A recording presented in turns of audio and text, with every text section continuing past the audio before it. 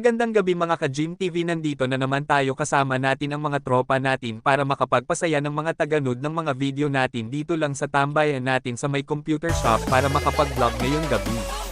Kaya sumabay na kayo manood ng mga video natin ngayon araw, makikita nyo gaano kasaya itong mga tropa sa pagsasayaw nila. Ngayon ko lang pala napansin na mga dancer pala sila, hindi lang pala magaling sa pag-live stream sa TikTok kundi magaling din pala sila sa sayaw.